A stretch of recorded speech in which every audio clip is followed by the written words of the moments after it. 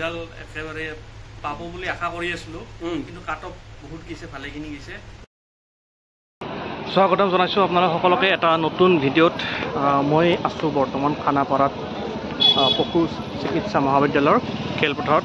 পিছফালে দেখিছে বহুত মানুহ, নগণন মানুহ আজি ইয়াতে হ'বলৈ গৈ আছে নিযুক্তি পত্ৰ বিতৰণ অনুষ্ঠান। হয়, প্ৰায় 8,000ৰ অধিক শিক্ষক পদত নিযুক্তি দিবলৈ গৈ আছে অসম চৰকাৰে। ইয়াতে কিছু সময় পিছতে ইয়াতে CM ছাৰ আহিব আৰু তেওঁ আনুষ্ঠানিকভাৱে সকলোকে নিযুক্তি পত্ৰ বিতৰণ কৰিব।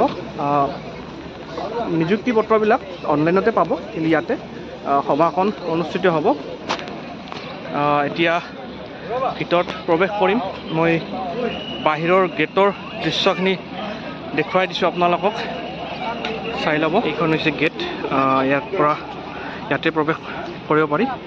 এইখন গেট হৈছে ৱাকিং জোনৰ ফালে এইখন গেট মুকলি কৰি দিছে। এইটো হৈছে ৱাকিং জোন। সন্ধিয়া পৰত ইয়াতে খোজকাঢ়ে মানুহবিলাকে মুকলিভাৱে, গাড়ী মটৰ নচলে। এতিয়াও খালী হৈ আছে, মানুহবিলাক আহি আছে, দেখিছে ইফালেও মানুহবিলাক আহি আছে। চব তেওঁলোকে এইবাৰ চিলেক্ট হৈছে শিক্ষক পদৰ বাবে, হাইস্কুল আৰু হায়াৰ ছেকেণ্ডাৰী। আজিৰ এই অনুষ্ঠানটোত দুগৰাকী ভনী একে ঘৰৰে, এই হৈছে মোৰ পত্নী আৰু বাইদেউ আছে। তেওঁলোক দুয়োজনে মানে নিৰ্বাচিত হৈছে আজিৰ এপইণ্টমেণ্টৰ কাৰণে। তোমালোকে অনুভৱ কেনেকুৱা?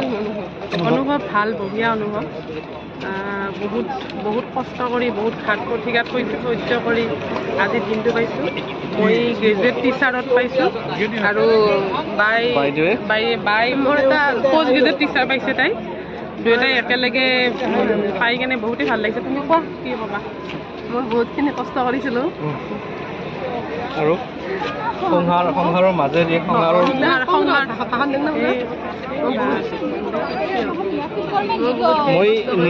মই নিজে দেখিছোঁ।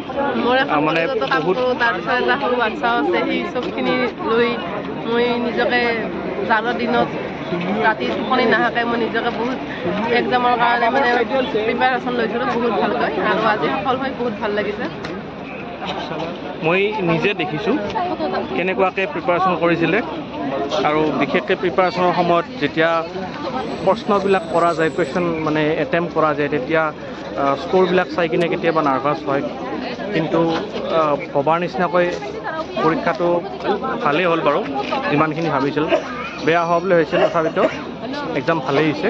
আৰু আজি এই কষ্টখিনিৰ কাৰণেই আমি ইয়াতে সমবেত হ'ব পাৰিছোঁ, ভাল লাগিছে। ভিডিঅ'টো চাই থাকক আপোনালোকে। বাকী ভিতৰৰ ফালে প্ৰৱেশ কৰিম এতিয়া।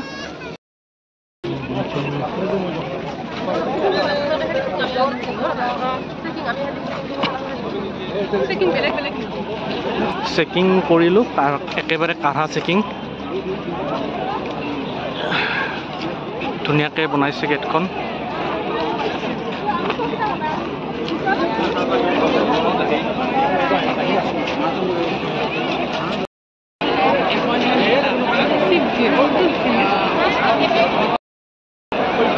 এইখন হৈছে মূল মঞ্চ।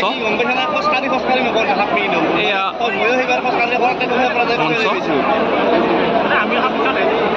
মানুহবিলাক কিছুমানে বহিছে, কিছুমানে থিয় হৈ আছে, আৰু বাহিৰত মানুহবিলাকে থিয় হৈ আছে, কথা পাতি আছে ইজনে সিজনৰ লগত।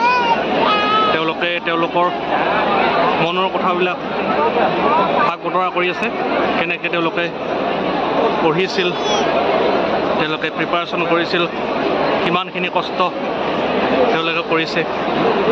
এই চব আজিৰ মিটিঙত তেওঁলোকে বন্ধুবৰ্গৰ লগত কথা পাতি আছে।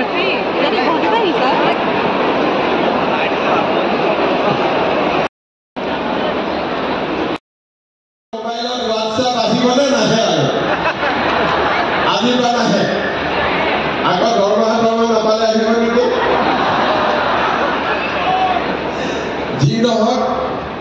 নিযুক্তিটো হোৱা এইটো ভাল হৈছে যেতিয়া শিক্ষামন্ত্ৰী আৰু মোৰ মোবাইলত অলপ হোৱাটছআপ অহাটো কমিব হয়নে নহয় কেইটা বজাত আহিলে আপোনালোকে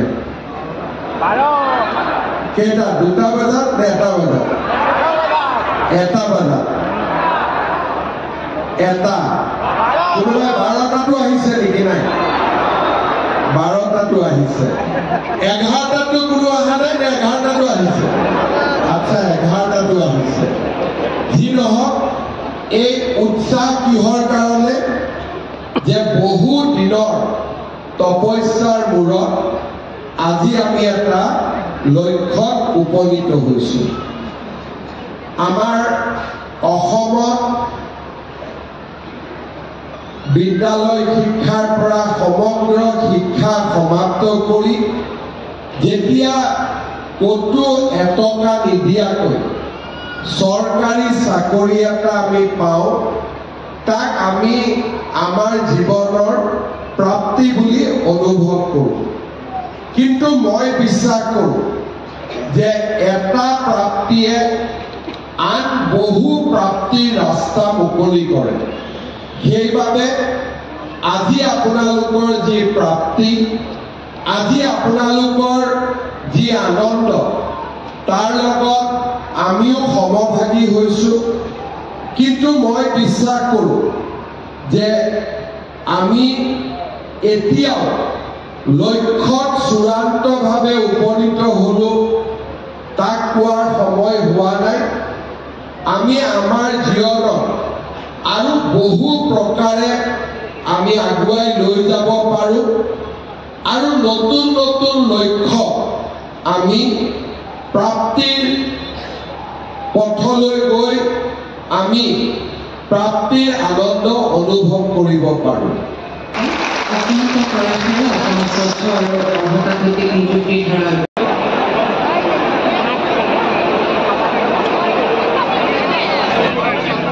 মিটিঙৰ পৰা ওলাই আহিলোঁ এতিয়া বাহিৰতে খোজকাঢ়ি আছোঁ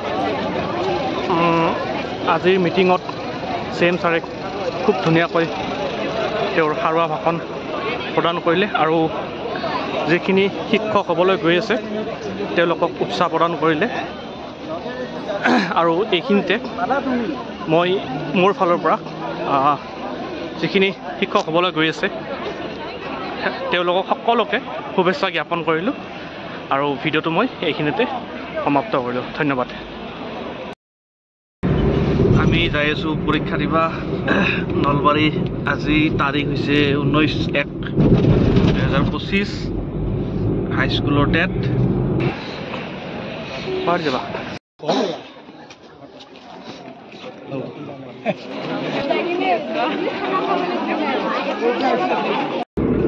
এক্সাম ভালে হৈছে এক্সামৰ পেপাৰখন আণ্ডাৰষ্টেণ্ডিং বেচিছত আছিল কমাৰ এনেহেন হৈছে মানে এনেহেনকৈ যিমানখিনি মই নিজে পাইছিলোঁ আৰু সেইখিনি কৈছোঁ আৰু বাকী আৰু ভগৱানে দিয়ে যদি দিব একেবাৰে পাব বুলি আশা কৰি আছিলোঁ কিন্তু কাট অফ বহুত গৈছে ভালেখিনি গৈছে